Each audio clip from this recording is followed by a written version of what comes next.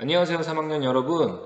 여러분들과 또 두 번째 만나는 시간입니다. 오늘은 교과서 43페이지부터 45페이지까지 나와 있는 1단원 대단원 매듭짓기를 같이 풀어보도록 하겠습니다. 조금 더 공부를 하고 싶은 학생은 강의를 듣기 전에 먼저 대단원 매듭짓기를 개인적으로 풀어보시고 본 강의를 듣는 것이 좋겠습니다. 그럼 교과서와 필기구가 준비되었으면 같이 풀어보도록 하겠습니다. 자, 스텝 1, 생각 지도로 정리하기입니다. 이 단원에서 배운 핵심 단어를 이용하여 생각 지도를 완성해보자 라고 합니다. 자, 그러면 이 핵심 단어들, 여러분들이 기억부터 리을에, 비읍에 써 넣을 단어들이 자, 오른쪽 칠판 위에 적혀 있지요? 이 단어들을 여러분들이 한번 빈칸에 넣어서 완성해 보도록 하겠습니다. 기억부터 한번 보도록 할게요. 물질의 변화는 크게 물리 변화와 화학 변화로 나눌 수 있다 라고 얘기를 했죠. 그러니까 기억에 들어갈 내용은 화학 변화가 될 거고요. 그 다음에 니은. 자, 화학 반응을 화학식과 기호를 이용하여 나타낸 것 뭐였습니까? 화학 반응식이죠. 그 다음 디귿. 우리가 화학 반응식에서 이 개수의 비는 무엇과 같다? 입자수 또는 분자수의 비와 같다라고 얘기를 했습니다. 다음 리을. 반응 물질의 질량과 생성 물질의 질량이 같다. 무슨 법칙? 질량 보존 법칙. 다음 미음. 한 화합물을 구성하는 성분 원소의 질량비는 항상 일정하다. 질량비 잘 알아두셔야 됩니다. 무슨 법칙? 일정 성분 비의 법칙. 다음 마지막 비읍. 반응하는 기체와 생성되는 기체의 각 부피 사이에 간단한 정수비가 성립한다. 무슨 법칙이죠? 바로 기체 반응 법칙입니다. 자, 그럼 여기까지 마무리를 하고 이제 문제를 직접 풀어보도록 하겠습니다. 자, 1번 문제입니다. 물질 변화의 종류가 나머지 넷과 다른 것은? 이라고 하는 문제네요. 우리가 물질의 변화는 크게 물리 변화와 화학 변화로 나눌 수 있는데 이 문제는 보기들이 물리 변화인지 화학 변화인지를 구별하는 문제가 될 것 같습니다. 그러면 우리가 1번부터 같이 한번 보도록 하겠습니다. 자, 설탕을 물에 녹여 설탕물을 만든다. 설탕을 물에 녹여서 설탕물을 만들어도 우리가 설탕의 단맛, 그 다음에 물의 어떤 성질들이 변하지 않죠? 즉 설탕의 성질과 물의 성질이 변하지 않습니다. 그러면 이런 변화는 물리 변화일까요? 화학 변화일까요? 그렇죠. 바로 물리 변화가 될 겁니다. 자, 그 다음에 2번.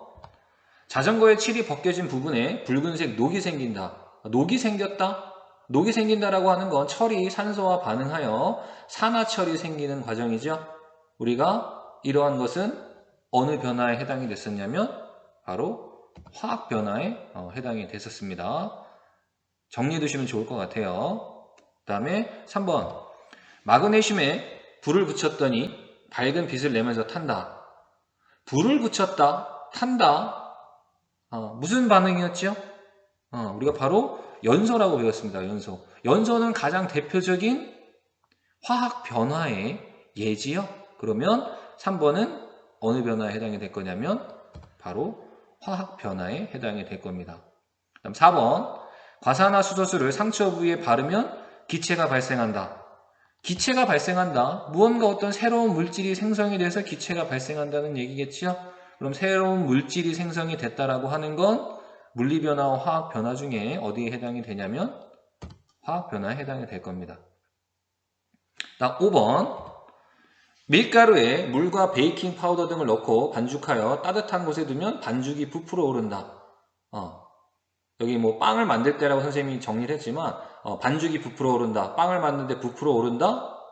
우리가 베이킹 파우더 안에는 탄산수소 나트륨이 있는데 이 탄산수소 나트륨이 가열돼서 에너지를 흡수하면 이산화탄소가 발생하면서 빵이나 반죽이 부풀어 오르는 현상이 나타납니다. 이산화탄소가 발생했죠? 새로운 무언가 기체가 발생했죠? 무슨 변화? 바로 화학 변화가 될 겁니다. 자, 그러면 1번부터 5번 중에 나머지 종류가, 나머지 넷과 다른 것은 바로 1번이 정답이 될 겁니다. 자, 그 다음에 2번 문제입니다. 그림은 물에 일어나는 변화, 가, 나를 나타낸 것이다. 가와 나에 각각 해당하는 물질 변화의 종류를 쓰고 그 까닭을 설명해 보자라고 얘기를 했네요. 그러면 여러분들이 지금 물에 일어나는 변화니까 이게 물리 변화냐 아니면 화학 변화를 구별할 수 있어야 됩니다. 그러면 가부터 한번 살펴보도록 하겠습니다. 자, 지금 일단 가 변화를 보시면 원래 이제 있던 요 물 분자 있죠? 요 물 분자를 조금 확대해서 그려본 겁니다. 확대해서 그렸는데 지금 가 변화가 일어났는데도 불구하고 물 분자의 모형이 어때요? 물 분자의 모형이 같지요? 물 분자의 모형이 같습니다. 즉, 물 분자의 모형은 변하지 않고 뭐만 바뀐 거냐면 이 분자들의 배열만 바뀐 상태입니다. 배열만. 그러면 가는 물리 변화일까요? 화학 변화일까요? 분자는 변하지 않고 분자의 배열만 변했다? 가는 물리 변화입니다. 그럼 나를 한번 볼까요? 나를 보시면 원래 있던 물 분자 확대한 거라고 그랬습니다. 근데 지금 봤더니 나 변화가 일어났더니 어떻게 됐어요? 물 분자가 다른 분자들로 변했지요? 분자가 변했네요. 다른 분자로 변했네요. 다른 물질로 변했네요. 그러면 나는 무슨 변화일까요? 나는 화학 변화가 될 겁니다. 자, 내용을 한번 정리해 볼게요. 자, 가에서는 물 분자는 변하지 않고 물 분자의 배열만 달라짐으로 물리 변화이고, 나에서는 물 분자를 이루고 있는 원자의 배열이 달라져서 분자의 종류가 변했지요? 그러므로 화학 변화가 될 겁니다. 답을 정리하면 그래서 가는 물리 변화, 나는 화학 변화가 될 겁니다. 정리해 두도록 하세요.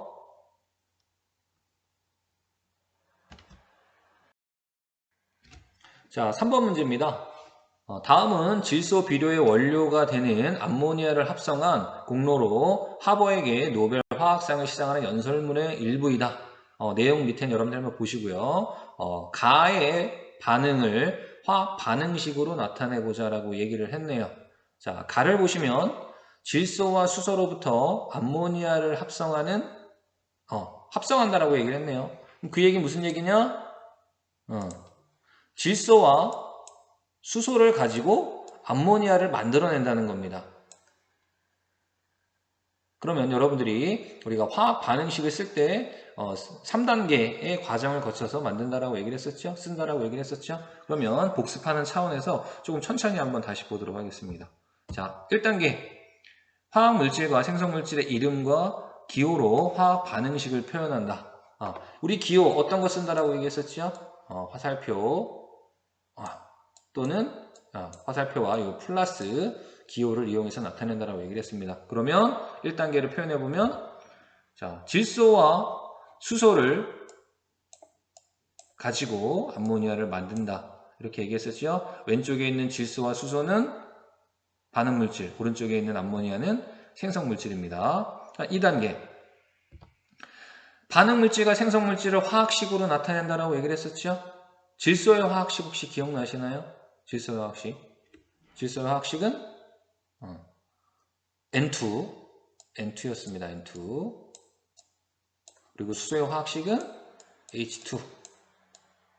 그리고 암모니아의 화학식은 NH3였어요. 아이고 힘드네요. 자, 그래서 이걸 여러분들이 정리하시면 이렇게 화학식으로 나타낼 수 있죠. 그다음 마지막 3단계 뭐였습니까? 화살표 양쪽에 있는 원자의 종류와 개수가 같아지도록 화학식의 앞에 개수를 맞춘다라고 했습니다. 개수, 앞에 있는 큰 숫자 개수를 맞춘다라고 했습니다. 절대 이 밑에 있는 첨자는 건들면 된다 안 된다? 건드리면 안 된다고 그랬습니다. 자, 그러면 여러분들이 앞서서 했던 것이기 때문에 바로 한번 보도록 할게요. 자, 이렇게 정리를 하면 될 겁니다. 그래서 앞에 질소 N 2개 있죠? 여기 보면 N 2개 있죠? 그 다음에 여기 H 몇 개 있는 거예요? 수소 몇 개 있는 겁니까? 6개 있는 거죠. 여기도 H 3개가 있는 게 2개 있으니까 총 여기도 6개가 될 겁니다. 그래서 이렇게 2개가 될 거예요. 그래서 이 화학 반응식을 최종적으로 정리해보면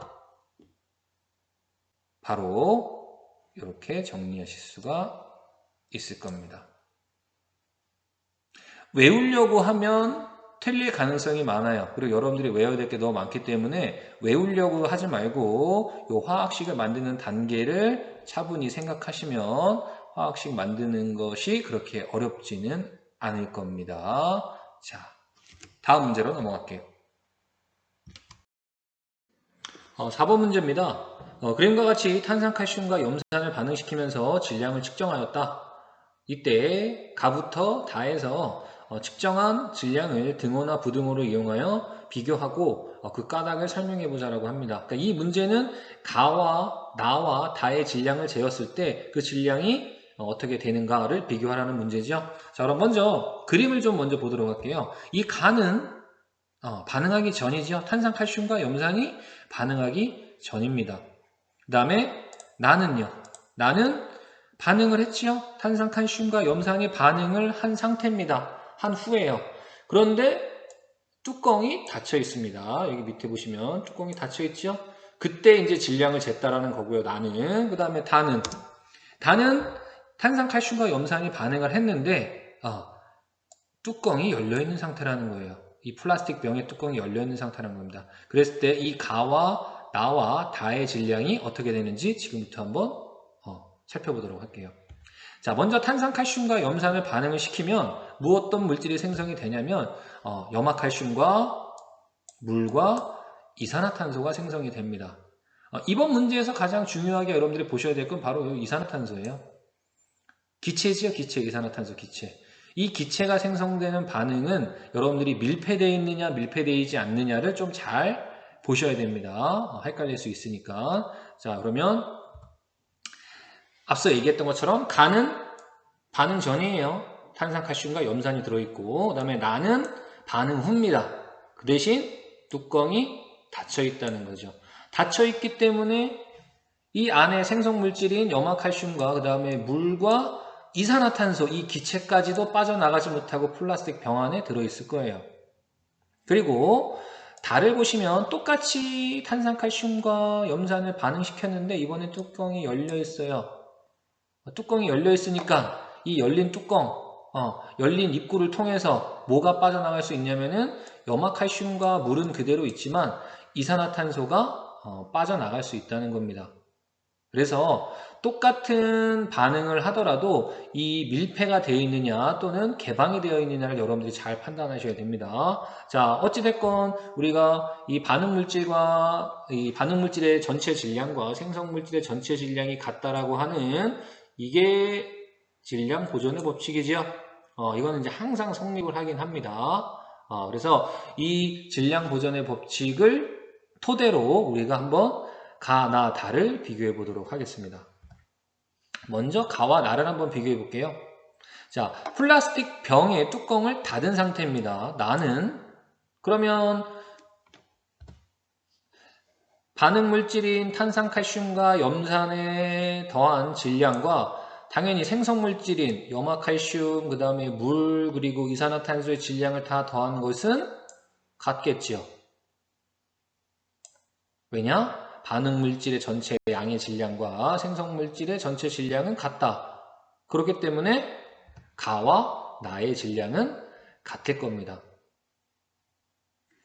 그러면 가와 다를 한번 비교해 보겠습니다. 다는 얘기했던 것처럼 뚜껑을 연 상태예요. 뚜껑이 열려 있으니까 어떤 일이 일어날까요?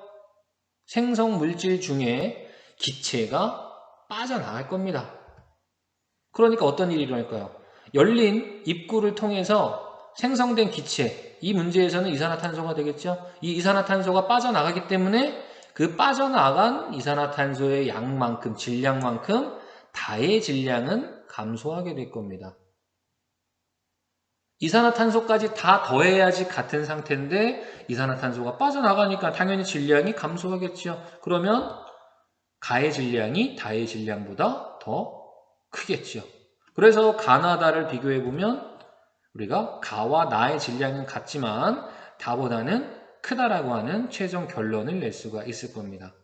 그래서 여러분들이 답에다가는 요 내용을 적으시면 되고, 그 까닭을 설명해 보자라고 얘기했으니까 밑에 요 내용까지 같이 정리하시면 될 것 같아요.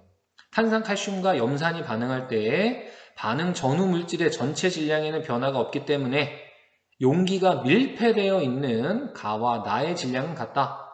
그러나 뚜껑이 열려 있는 다에서는 발생한 기체가 빠져나가기 때문에 가와 나의 질량보다는 작다라는 게 결론입니다. 여러분들 답에는 이 내용 정도만 정리해 두시면 될 것 같습니다. 자, 다음 문제로 넘어갈게요.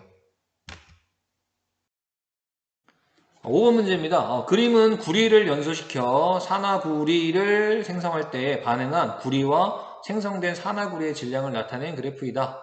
나타낸 것이다. 산화구리를 이루는 원소의 질량비를 써보자라고 얘기를 했네요.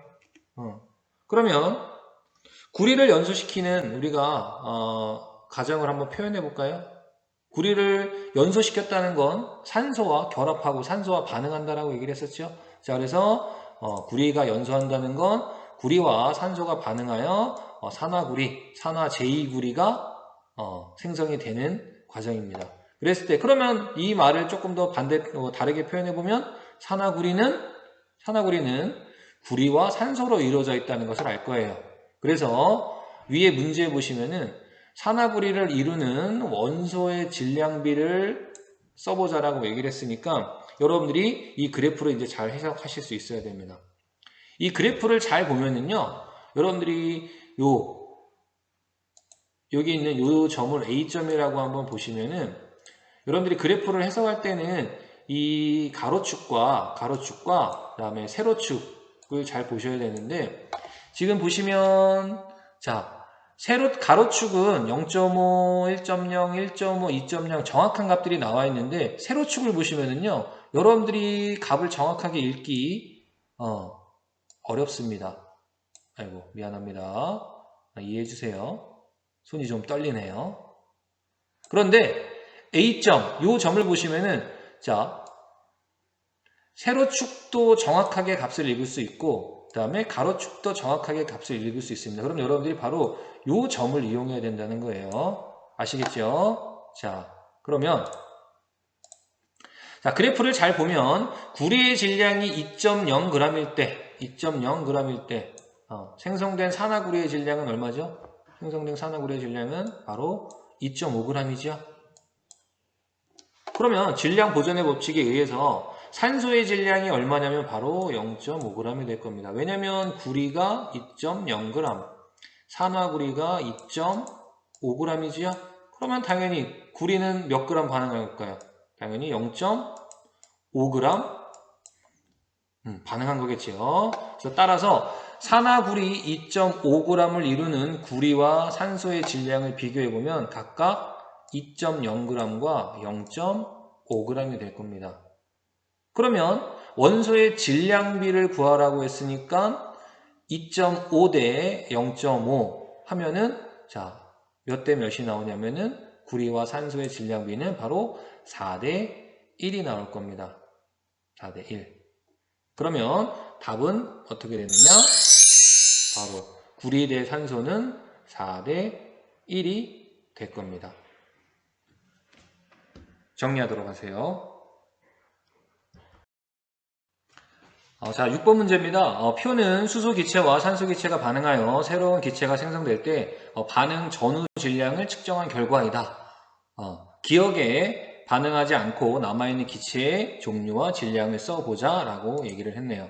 자, 여기에 어떤 기체가 과연 얼마나 남았을까 라고 하는 것을 구하라는 것이죠. 자, 그러면 이 문제는 일단 실험 가를 여러분들이 조금 해석하실 수 있어야 됩니다.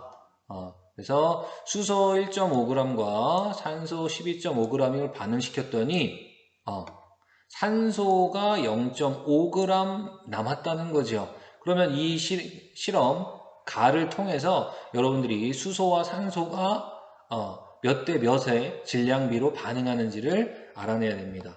자, 그래서 실험 가를 우리가 한번 해석해 보도록 할게요. 수소 1.5g과 산소 12.5g이 반응할 경우, 자, 남은 기체가 산소 0.5g이라고 하는 건 문제에 주어졌습니다. 자, 그러면 수소하고 산소가 몇 g과 몇 g이 반응한다는 얘기일까요? 자, 이 얘기는 남은 기체가 산소 0.5g이 남았다는 건 12g, 산소 12g은 반응에 쓰였다는 걸 겁니다. 그럼 수소 몇 g과 반응했냐면 수소 1.5g과 반응했다는 내용이에요. 그래서 수소와 산소, 수소 1.5g과 산소 12g이 반응을 했기 때문에 자, 수소와 산소의 비율은 1대 8이 될 겁니다. 즉 수소와 산소가 반응한 질량비는 몇 대 몇이다? 1대 8로 반응한다는 것을 여러분들이 이 자료를 통해서 알 수가 있을 거예요. 그럼 우리가 구하려고 하는 실험 나를 보도록 하겠습니다. 수소 3.0g과 산소 1.6g이 반응할 경우 과연 어떤 기체가 얼마나 남는지 한번 보도록 할게요. 위에 실험 가를 통해서 우리가 수소와 산소가 반응할 때는 1대 8의 질량비로 반응한다는 것을 여러분들이 알아낼 수가 있습니다. 자, 이럴 경우에는 사실 약간 여러분들이 수학적인 어떤 센스라고 할까요? 이런 어떤 수학적인 어떤 요령이 좀 필요하기는 한데, 그거는 선생님이 여기서 좀 말씀드리기가 좀 어려우니까 우리가 산소와 수소와 산소가 1대 8로 반응을 하려면 자, 수소가 2.0g이 그리고 산소가 16g이 반응해야지만 1대 8이 되겠죠? 자, 그래서 자, 수소가 2.0g과 산소가 16g이 반응을 하기 때문에 남아있는 기체는 어떤 기체? 수소가 얼마 남아있을까요? 1.0g이 남아있겠죠.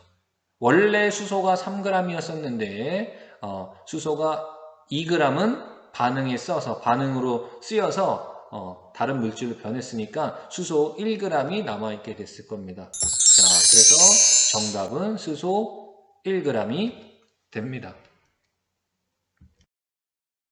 자, 7번 문제입니다. 가는 수소기체와 산소기체가 수증기를 생성하는 반응, 나는 탄소 가루와 산소 기체가 이산화탄소 기체를 생성하는 반응의 화학 반응식이다. 단 A와 B는 자연수이다 라고 얘기를 했네요. 그래서 이 화학 반응식들에 관한 설명으로 옳은 것만을 보기에서 있는 대로 골라 써보자 라고 얘기를 했습니다. 자, 그러면 우리가 보기를 하나하나씩 살펴보면서 맞는지 틀리는지 한번 설명을 해보도록 할게요. 먼저 보기 가 보도록 하겠습니다. 기억 보도록 할게요. 자, 기억. 자, 가와 나에서 모두 질량 보존 법칙이 성립한다. 보존 법칙이 성립한다. 네. 자, 모든 화학 반응은요, 질량 보존 법칙이 성립한다라고 보시면 됩니다. 그러니까 가와 나에서도 모두 질량 보존 법칙이 성립을 하겠지요? 그러니까 기억은 맞다 틀리다? 맞다. 그 다음 니은 보도록 할게요. 니은. 자, 가와 나에서 모두 기체 반응 법칙이 성립한다. 모두 기체 반응 법칙이 성립을 한대요. 자, 이게 여러분들이 헷갈리는 것 중에 하나인데 이 기체 반응 법칙은 언제 성립을 하느냐? 기체 반응 법칙은요. 받은 물질과 생성 물질이 모두 어떤 물질일 때만 기체인 반응에서만 기체 반응 법칙이 성립을 합니다. 근데 자, 이 보기 니은을 보시면은요. 반응 물질에 이 탄소가 있어요. 탄소. 여러분들 문제 보시면 여기 탄소 가루라고 그랬습니다. 탄소 가루. 탄소 가루는 뭐지요? 물질의 상태가 고체 상태죠. 고체 상태. 그러면 당연히 이 니은은 어떤가요? 기체 반응 법칙이 성립한다? 성립하지 않는다? 기체 반응 법칙이 성립하지 않는다. 입니다.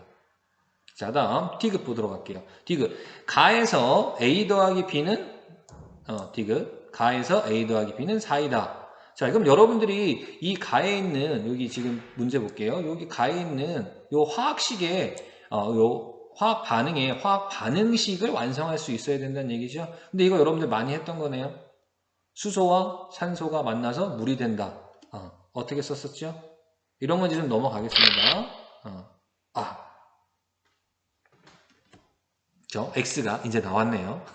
자, 그래서 니은은 성립하지 않는다. 자, D급 보시면은 수소기체와 산소기체가 수증기를 생성하는 반응의 화학 반응식. 자, 이거는 여러분들이 어떻게 보면 뭐 외우실 필요는 없지만 너무나 좀 자주 나오는 편이니까 뭐 나는 머리가 좋아. 난 너무 똑똑해 하시면 외워두셔도 될 것 같아요. 그래서 우리가 이 산소와 수소와 산소가 만나서 물이 되는 이 수증기가 되는 화학 반응식은 자, 이렇게 나타낼 수 있겠죠. 그럼 A는 얼마다? A는 2. B는 얼마다? 2가 되겠죠. 따라서 A 더하기 B는 4가 되겠죠. 맞다, 틀리다? 맞다. 자, 그러면 정답은 기억과 디귿이 정답이 될 겁니다.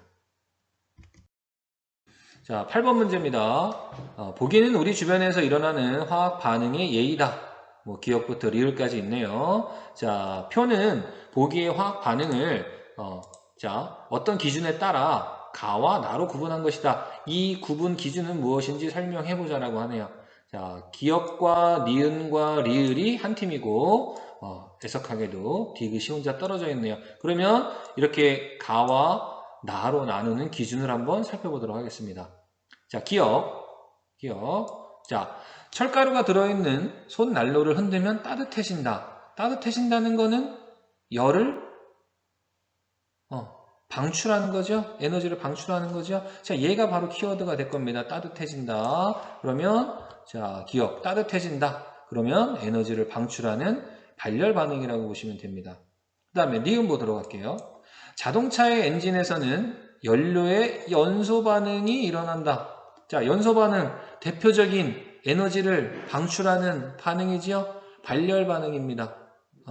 연소한다는 건 우리가 산소와 결합해서 빛과 열을 내는 어떤 그런 반응이라고 했습니다. 물질이 타는 거라고 그랬죠. 물질이 타면 따뜻하지요. 열나지요. 에너지 나지요. 바로 방출 반응이 될 겁니다. 에너지 방출이 될 거고, 그 다음에 D급 보도록 할게요. 광합성은 식물이 빛 에너지를 이용하여 물과 이산화탄소로부터 양분을 생성하는 반응이다. 광합성, 여러분들 우리 작년에 배웠었는데 광합성은 햇빛, 빛 에너지를 흡수하는 반응이었었죠. 자, 광합성은 에너지를 흡수하는 흡열 반응이라고 보시면 됩니다. 자, 그럼 어느 정도 이제 답만 찾는다고 하면 무언가 어느 정도 결론이 난 것 같아요. 그 다음에 마지막 리을 보도록 하겠습니다. 자, 즉석 발열 도시락에 쓰이는 발열제의 주 성분은 산화칼슘으로 발열제에 물을 부어서 이용한다.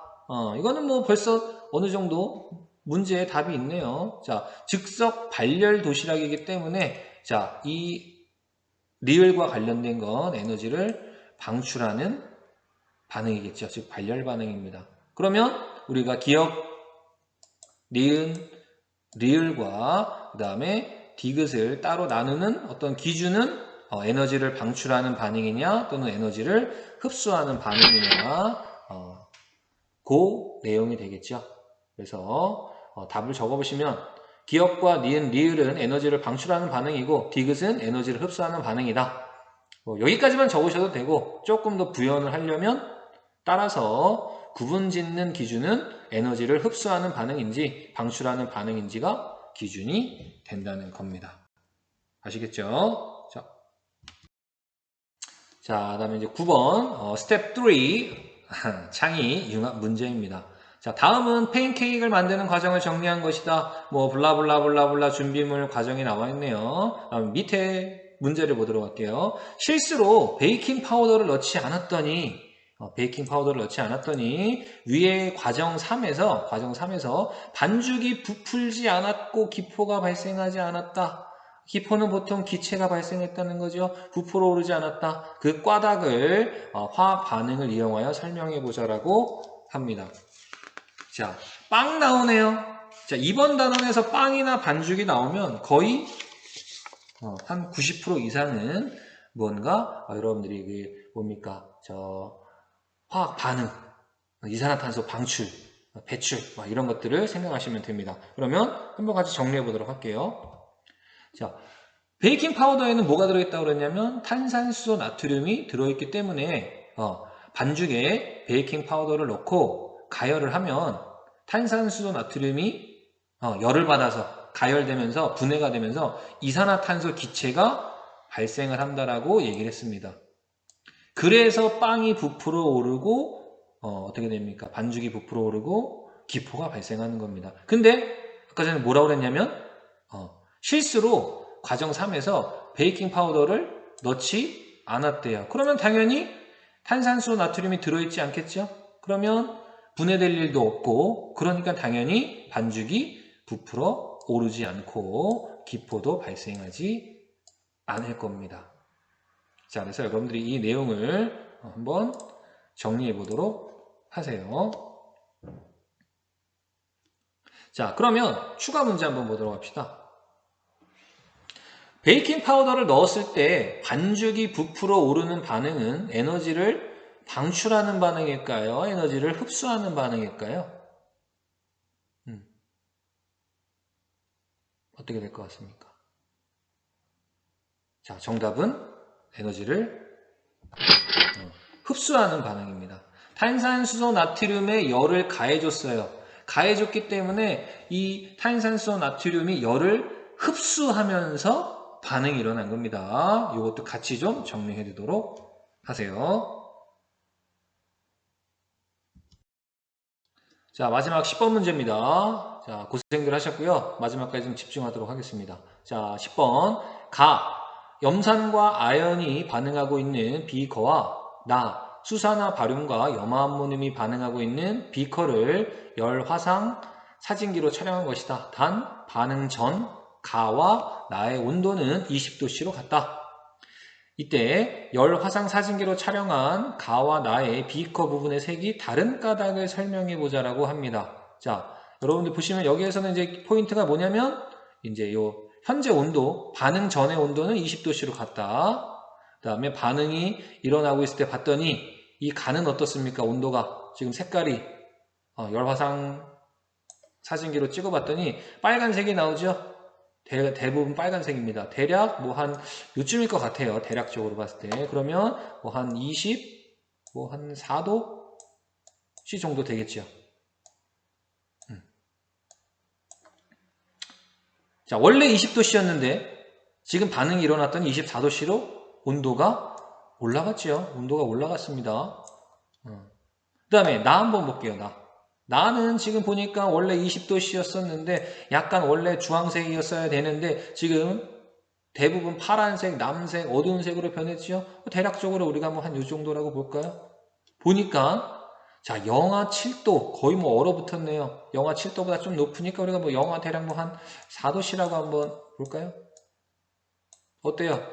원래 몇 도씨였습니까? 나가 20도씨였죠. 그러면 온도가 상당히 많이 떨어졌지요. 자, 그럼 왜 이렇게 색깔들이 이렇게 나타났느냐?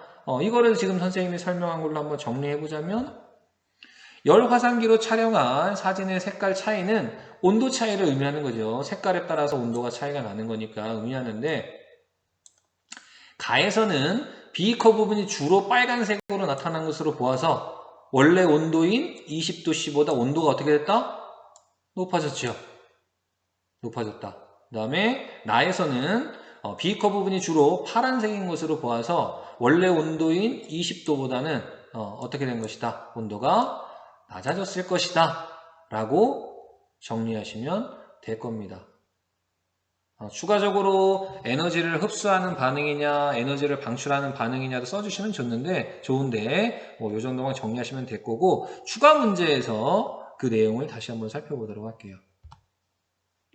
자, 1번 가의 염산과 아연의 반응은 에너지를 방출 또는 흡수하는 반응이다. 어떤 게 정답일까요? 온도가 가에서는 온도가 어떻게 된 거예요? 가에서는 온도가 높아졌죠? 온도가 높아지려면 어떻게 해야 되느냐?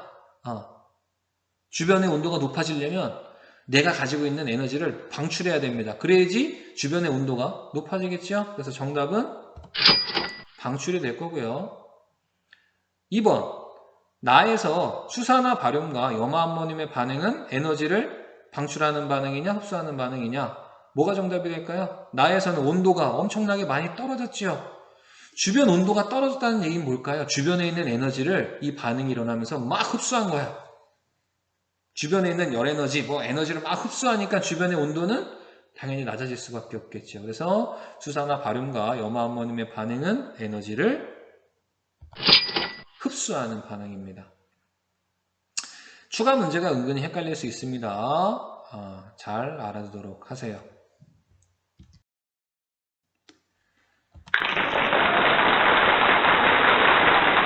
자, 수업 듣느냐 고생했고요. 되도록이면 좀 수업을 빨리 끝내려고 했는데 이렇게 수업 준비를 하다 보면 여러분들이 조금 더 헷갈릴 것 같고 그 다음에 여러분들이 조금 더 이해하기 쉽게 설명을 하다 보니까 시간이 상당히 좀 또 늦어진 것 같네요. 이 점 이해해 주시고 등교 때까지 몸 조리 잘 하고 우리 등교 때 웃는 얼굴로 봤으면 좋겠습니다. 자, 그리고 질문 사항이 있으면 게시판이나 또는 등교 후에 꼭 질문하도록 하세요.